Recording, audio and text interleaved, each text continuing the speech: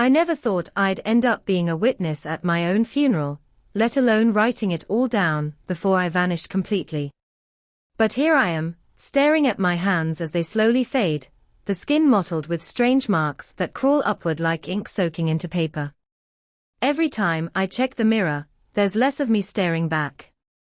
My friends think I came back from Hollow Hill Cemetery the same person, but they have no idea. They've been hanging out with something else, something wearing me like a borrowed suit. It all started at Mickey's Diner. The clock above the counter, a cheap thing with peeling numbers, read 11:15. That's the moment everything went wrong. Rain hammered against the windows, smearing the garish neon signs outside into hazy streaks of color. My friends and I were crowded into our usual booth, the torn leather sticking to my legs as I shifted uncomfortably. The place smelled like burnt coffee and a fryer that had not been cleaned in weeks, but it was familiar. Reliable. And better than going home to a silent, empty house. A mug of cold coffee sat forgotten in front of me, the rim stained from my earlier sips. A plate of fries, half-eaten and already going soggy, rested in the center of the table, ignored. Tyler, with his usual larger-than-life energy, had taken over the conversation, stretching out in his varsity jacket like he owned the place. He thrived on these late-night hangouts, spinning tales and trading urban legends over greasy diner food he never bothered paying for. So, Tyler began, leaning forward with an excited gleam in his eye. You guys ever hear about the forgotten ritual?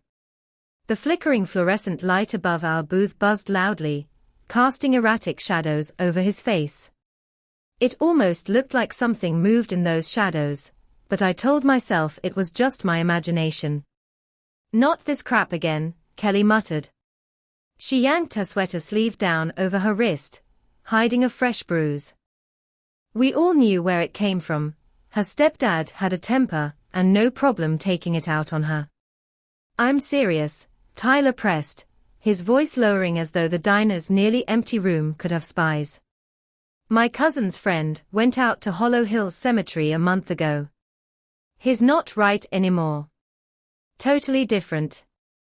From across the diner, the jukebox glitched, skipping back and repeating the same three unsettling notes of some old country tune. What do you mean not right? I asked, leaning in despite myself. There was a tension in the air now, thick and heavy. Tyler grinned, clearly loving the attention. Old man Jacobson found him wandering the cemetery at dawn. The guy was talking nonsense, rambling about empty coffins and funerals appearing out of thin air. Said the chairs were filled with things. Things wearing people suits. The bottom dropped out of my stomach.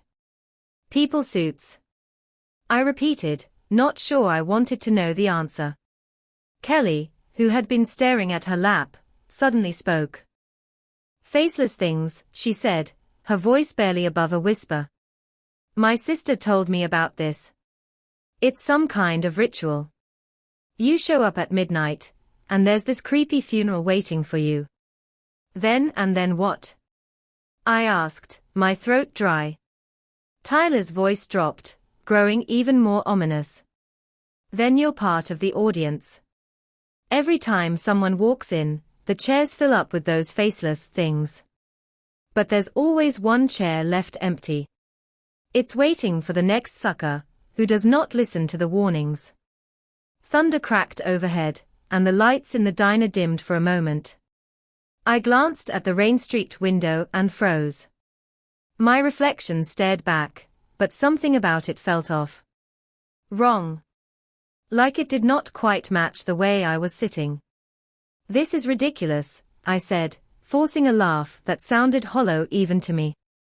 A bead of sweat slid down the back of my neck. Tyler leaned back, pulling out his phone. Ridiculous, huh? Then check these out. He shoved the screen in my face, showing me a series of blurry photos. They were dark, grainy, but I could make out the shapes. A coffin sitting in the grass, surrounded by rows of wooden chairs. Scattered across the ground were black flowers, their petals glistening wet from rain. Could be anything, I said, pushing his phone away. But my hands betrayed me, trembling slightly. Prove it, Tyler challenged, his grin widening. Go out there tonight. Take some pictures of your own. The diner felt colder all of a sudden. A draft seeped in through the windows, and goosebumps prickled up my arms. I wanted to back out. I should have laughed it off, let Tyler win this round. But instead, I heard myself say, fine.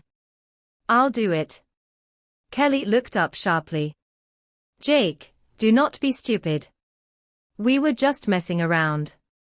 No, I said, pushing myself to my feet. If he wants proof, I will get it. Then we can drop all this nonsense. The linoleum floor seemed unsteady under my feet, and I had to grip the edge of the booth for a moment. Some stories should stay stories, Kelly warned, her voice shaking. Tyler reached for my arm, his usual cocky grin replaced by genuine concern. Look, man, I was kidding. You do not have to do this. But it was too late. My pride had already answered for me. Text me the directions, I said. I'll prove there is nothing out there but graves and your overactive imagination. The bell over the diner door jingled as I stepped into the storm. Rain hit me like a wall, soaking through my jacket instantly. Overhead, the moon hung low in the sky, swollen and yellow, surrounded by heavy clouds that twisted and writhed like living things. Somewhere in the distance, a dog howled. Its mournful cry echoed through the empty streets as I climbed into my car, unaware I was driving straight into my own nightmare. The coffins would gleamed under the beam of my flashlight, as if it had just been polished minutes ago. The light bounced off the glossy surface, casting eerie reflections that made the entire scene feel alive. Brass handles lined each side of the coffin, intricately carved with faces frozen in expressions of torment, mouths agape, eyes wide with terror. The lid was slightly ajar, revealing a sliver of darkness within that seemed to beckon me closer, whispering without sound. This is not real, I muttered, but my voice felt small and fragile, swallowed by the thick, heavy silence. My words hung in the freezing air, forming little clouds of vapor that didn't quite dissipate, but instead lingered unnaturally, twisting into shapes that almost looked like words. A chair creaked behind me. I whipped around, shining the flashlight wildly over the rows of empty seats. Nothing moved. But then another creak came, this time from the opposite direction, followed by a third. The noises continued, traveling around the semicircle of chairs, as though unseen figures were settling in for a show only they knew was about to start. The temperature plunged further. The cold bit into my skin, and I could see my breath condensing in front of me, forming strange patterns that flickered and shifted like ghostly writing. My flashlight sputtered, the beam growing weaker by the second, threatening to fail entirely. My body moved on its own, my feet dragging me unwillingly toward the coffin. No matter how much I tried to stop, my legs ignored me, taking slow, deliberate steps forward. A thick, cloying scent filled the air, a mix of decaying flowers and something far worse. It was the smell of death, sweet and sickening, wrapping around me like a shroud. The lid of the coffin creaked open wider, as if invisible hands were pushing it back. My flashlight trembled in my hand, the beam cutting through the dark interior. What I saw made me stagger backward, my stomach lurching violently. Inside the coffin, lying perfectly still, was me. My own face stared back at me, pale, serene, and unsettlingly peaceful. The body was dressed in a sharp black suit, its hands neatly folded over its chest. I didn't own a suit like that, but it fit as though it had been tailored for me. This is impossible, I said aloud, my voice cracking under the weight of my fear. Then the eyes of the thing in the coffin snapped open. Its head turned to face me, the motion unnaturally smooth and fluid, like it was being controlled by invisible strings. Its eyes were my eyes, but they weren't. They were too dark, too empty, like twin voids pulling everything into their depths. A slow, unnatural smile spread across its face, the lips stretching wider and wider until they reached an inhuman, grotesque angle. I wanted to scream, but the sound lodged in my throat. Movement flickered at the edge of my vision. I turned, and my blood froze. The chairs were no longer empty. Figures sat in each one, clad in decayed funeral attire from countless eras. Their clothing was moth-eaten and discolored, but their postures were rigid, formal, and eerily still. Their heads turned in unison to face me, but where their faces should have been was nothing. Just blank, smooth skin stretched taut over skull-like structures. "Welcome to your funeral," the thing in the coffin said, its voice an exact match for mine. The words sent a jolt through me like an electric shock. My flashlight finally gave out, plunging the clearing into darkness. A moment later, the clouds shifted, and the moonlight spilled across the scene in a sickly, otherworldly glow. The faceless figures leaned forward in their seats, their blank faces somehow filled with intent. The copy of me sat up slowly in the coffin, its jerky, puppet-like movements growing smoother with each passing second.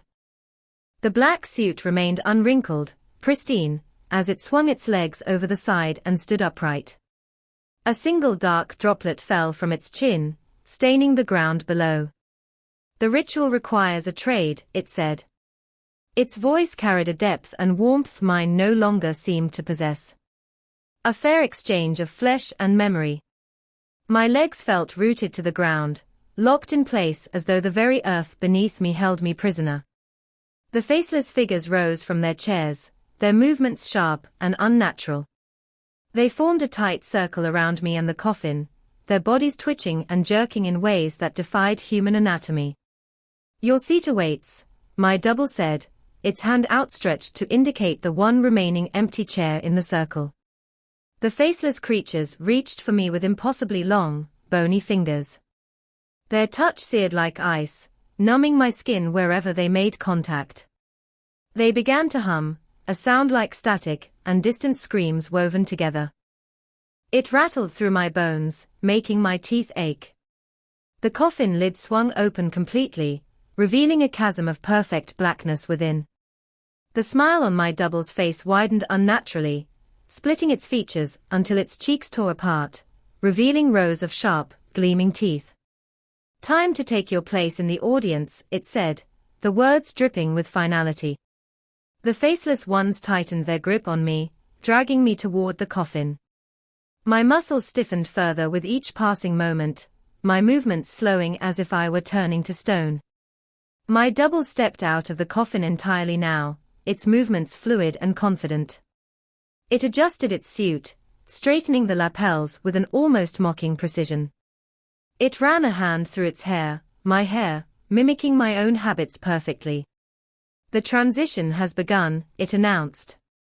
Its voice had taken on a lively cadence, full of expression, while mine faded into hollowness. The faceless figures swayed around us, their blank features rippling and twisting like something alive writhed beneath the surface. A discordant hum rose from their throats, filling the air with unbearable tension. I could feel myself slipping away, piece by piece, as the clock began to strike midnight. Each chime felt like a nail sealing my fate. My reflection in the creature's dark eyes faded entirely, replaced by something ancient, alien, and hungry. The ritual was far from over. "Stop fighting," my double said, its voice carrying an unsettling calm. Blood oozed from the corner of its mouth, black in the pale moonlight. "Each struggle only feeds the ritual." The moon's glow carved jagged shadows through the skeletal branches of the trees.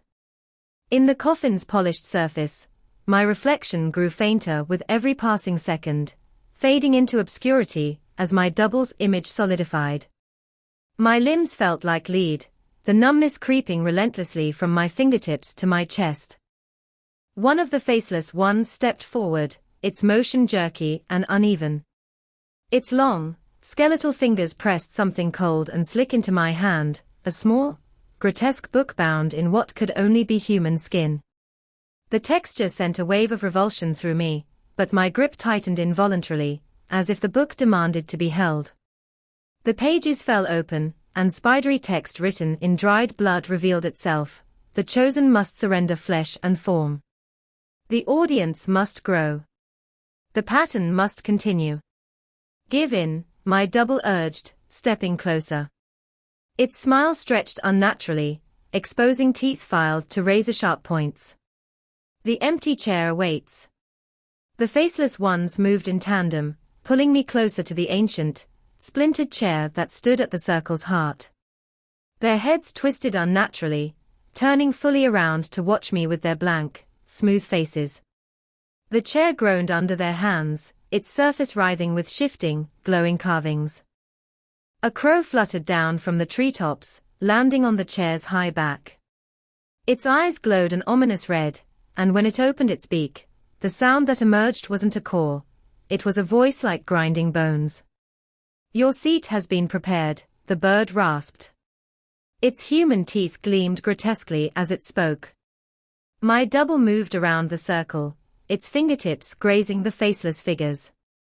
Wherever it touched, the blank flesh rippled, features forming and twisting into versions of my own face at different stages of life. A child's face, a teenager's, an older, wearier version, all stared back at me, their expressions etched with despair. Past versions, my double explained with a grin that split its face wider. Each one thought they could resist. Each one became part of the pattern. The numbness reached my neck, and my voice escaped in a distorted croak. Why me? The thing that wore my face tilted its head, mockingly curious. The ritual chooses those who will make the best audience, it said, its tone almost reverent. The ones who understand the perfect horror of watching others fall into the same trap. The faceless ones pushed me into the chair. The wood creaked and groaned beneath my weight, as if alive and reluctant to bear me. The glowing symbols etched into the surface burned against my skin. Roots erupted from the ground like skeletal hands, coiling around my legs and arms. The process has begun, my double said with eerie finality. It pulled out my phone, and inspected the screen. Its fingers moved with casual familiarity. Your friends will be wondering where you are. I should get back to the diner. The roots tightened their grip, digging into my flesh. My skin rippled unnaturally, as though something alive writhed beneath the surface. Memories burst behind my eyes, flashing like film on a projector. Scenes of my family, my friends, my life, each one slipping further away as the ritual claimed them. My double adjusted its tie with precision and cleared its throat. Its voice came out in perfect mimicry of mine. Sorry, guys. Nothing out there. Just old graves and spooky stories. The humming from the faceless ones grew louder, more discordant. Each note stripped away another fragment of my humanity. The book in my hand burned now, its pages filling with new words written in fresh blood, my blood. They chronicled my life, my memories, my story, consumed and rewritten by the ritual. The final chime of midnight echoed through the clearing, resonating in my bones. My double walked away, each step deliberate and assured, as if it had always belonged in my body.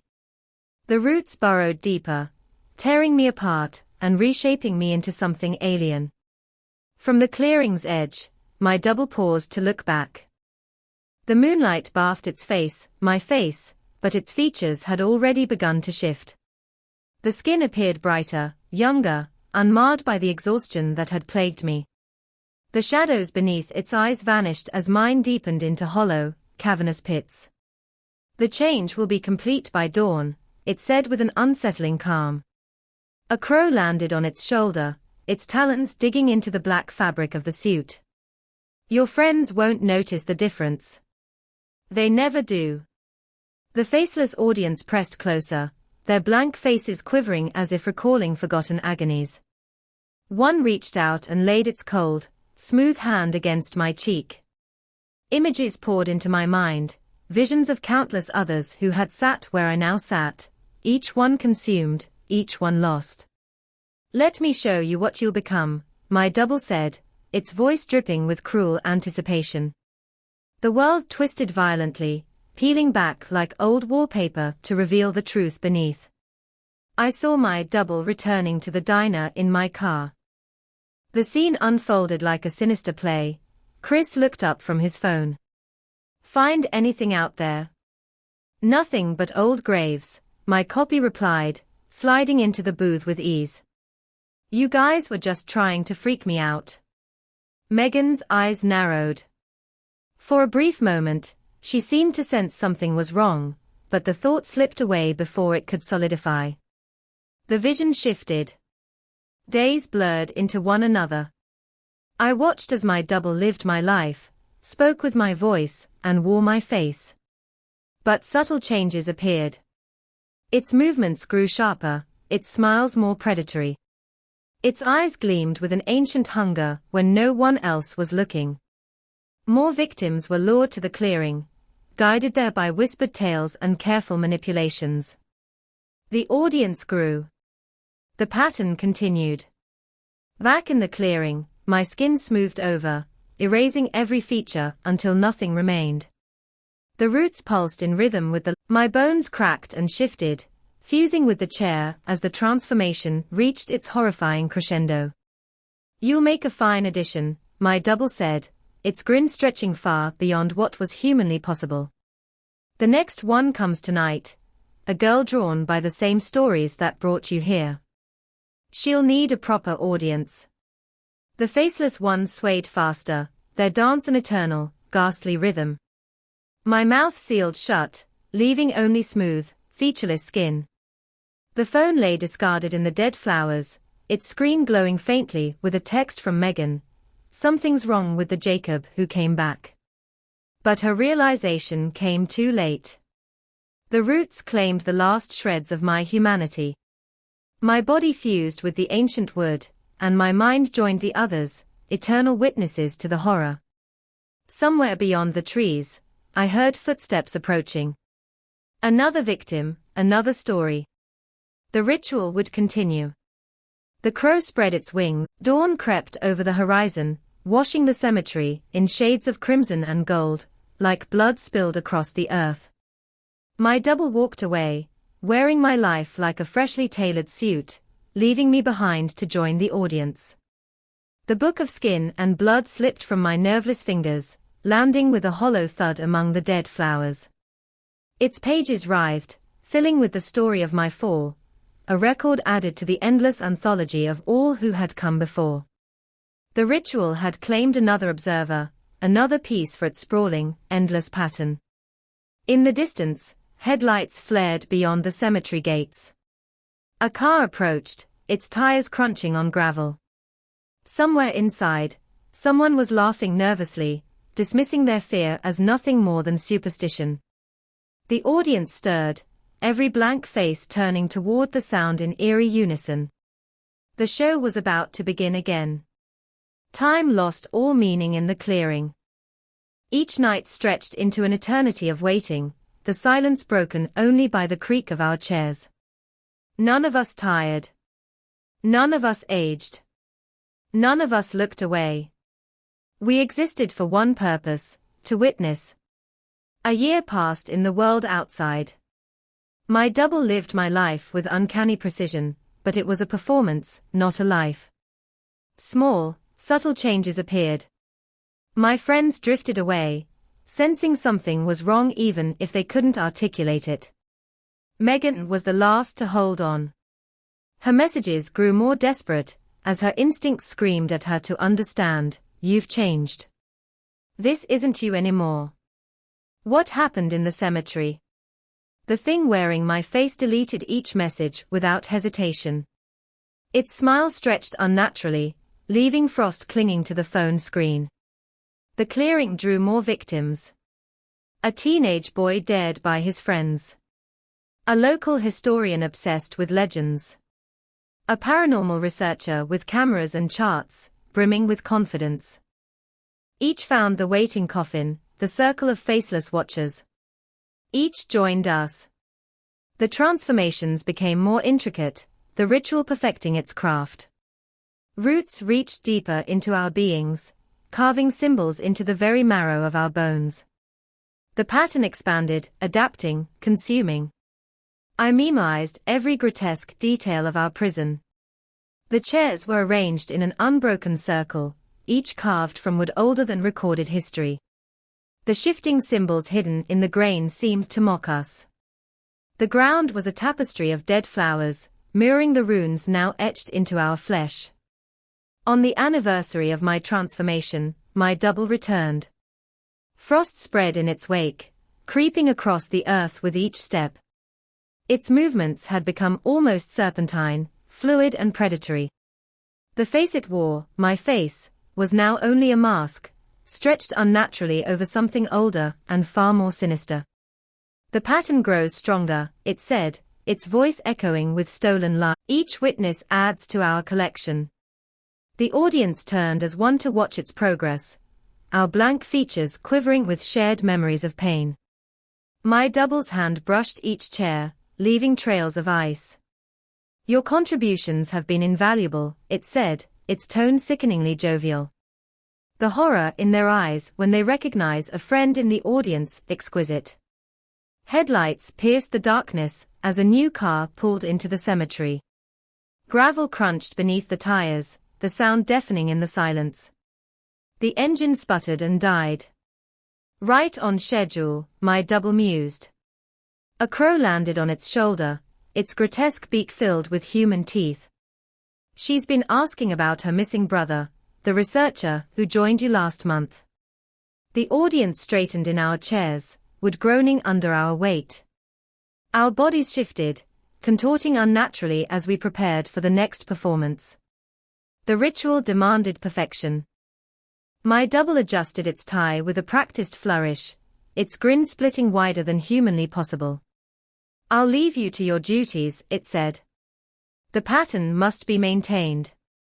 It turned and walked away, frost melting into the dirt behind it. The crow on its shoulder spread its wings and screamed in my original voice, the final remnant of the person I had once been. Footsteps crunched closer, slow and hesitant. A flashlight beam wavered between headstones, its glow growing stronger as it neared. In the clearing, the coffin lid creaked open, roots stirring beneath the earth, eager to claim their next victim. The book of skin and blood appeared in my lap again.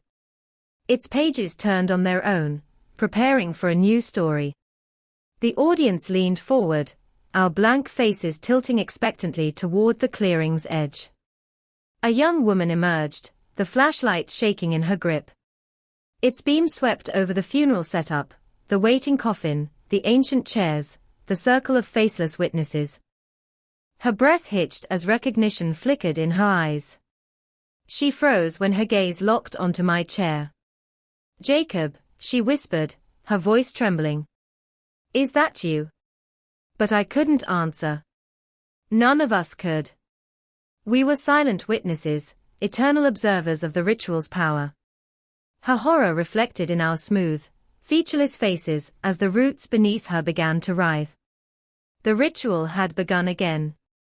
The audience settled into our eternal vigil, watching as another story unfolded, another life was consumed. And somewhere in the shadows, the thing wearing my face smiled, already planning its next collection.